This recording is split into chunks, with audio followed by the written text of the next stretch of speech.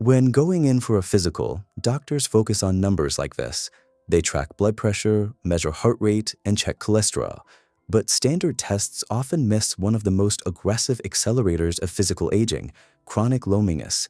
This is different from enjoying peaceful solitude. Biologically speaking, loneliness happens when the brain registers a lack of emotional connection, regardless of whether you are physically alone or in a crowd. And after age 60, our environments naturally change. Routines shift with retirement, children and friends move away, and health challenges limit mobility, shrinking our social circles.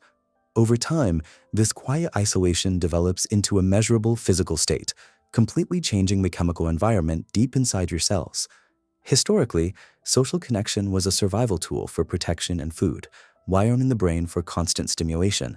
Without it, neural pathways receive less input, increasing cognitive decline risk. The brain interprets this silence as high alert, an ancient survival mechanism still active today. This alarm floods the system with cortisol. This is a stress hormone designed to keep you hyper alert during moments of immediate physical danger. The body gets trapped in a biological false alarm. It exhausts its resources by treating an empty house like an active threat to your safety. In the cardiovascular system, we see exactly where that cortisol goes. It circulates heavily through the heart and major organs, creating constant tension. Sustained exposure causes chronic inflammation. The vascular pathways swell, and the immune system struggles to respond to actual infections. This internal distress creates an external chain reaction. Isolation drains your physical energy. It leads to poor sleep. It drops your daily motivation. You begin to move less. You lose interest in nutritious food. These behavioral shifts compound the internal damage.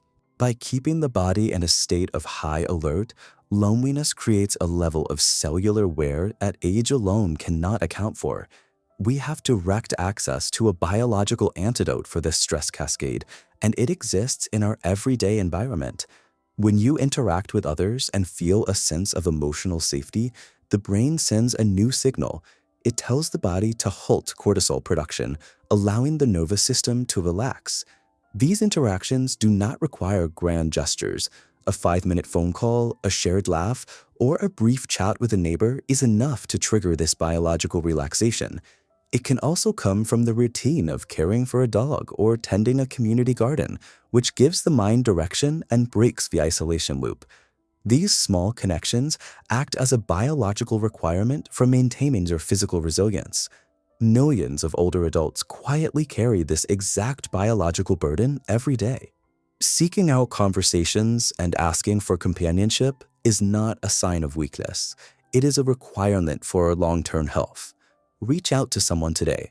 One simple conversation has the immediate power to start lowering that internal alarm. Because healthy aging requires us to treat being seen, heard, and valued with the same importance as our diet and physical exercise. And remember this, growing older does not mean your story is becoming smaller. Your presence still matters. Your voice still matters. And the connections you create today still have the power to bring warmth, purpose, and joy into your life and into someone else's.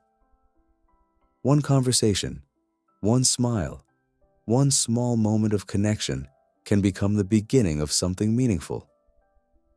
Take that first step today, because healthy aging is not only about taking care of the body, it is also about nourishing the heart.